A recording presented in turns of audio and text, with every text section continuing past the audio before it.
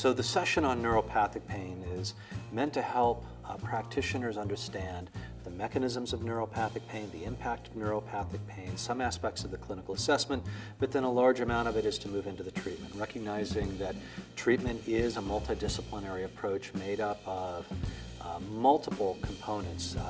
Personal management aspect always becomes first and foremost. Psychological approaches, procedural approaches, complementary alternative medicine approaches, physical and occupational, and then also pharmacologic approaches. Now on the pharmacologic approach, that's where I'll spend most of my time in this talk, and I'll go over aspects related to using medications that are often FDA approved for other treatments that may have some also FDA approval for neuropathic pain. So we'll target areas of tricyclic antidepressants and their role in neuropathic pain, serotonin and norepinephrine reuptake inhibitors that may be useful. And then also I spend a fair amount of time talking about over-the-counter agents, an interesting group of nutraceuticals that don't require a prescription, and that a number of these have been shown to have efficacy for neuropathic pain in randomized controlled trials. Agents such as acetyl L-carnitine, alpha-lipoic acid, fish oil, all of these that are readily available that our patients can try and also are backed by good RCT trials.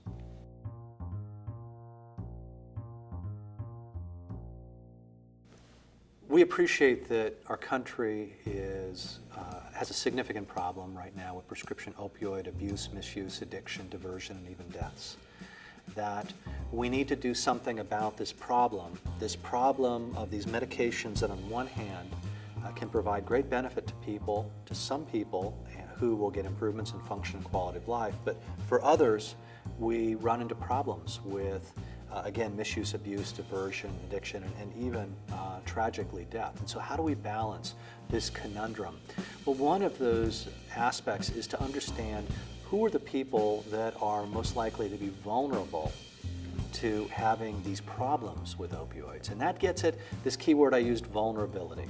And that's the topic of the session that I'm covering, which is what are the vulnerabilities to people who are going to run into problems. What we've learned from that is that a lot of these vulnerabilities are what people bring to the exposure to the event. In other words, it's what they bring to the exposure to the opioid and to the injury that leads to their pain.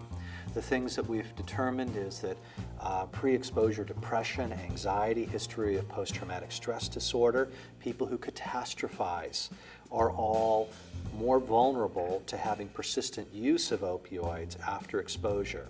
Catastrophizing being one of the big factors, and that is this trifecta of three components. It's made up of negative amplification of pain, rumination of pain, and a sense of helplessness. And so what we see here is that there are a number of these traditionally psychological factors that may predispose somebody when exposed to an opioid or another potentially habit-forming substance to end up using them persistently. So that doesn't mean that we need to screen out those people. But no, on the contrary, what that means is that we need to be more vigilant. We need to monitor more carefully. We may need to provide those people who are vulnerable more education, and also, yes, maybe try to identify non-opioid approaches for managing their pain.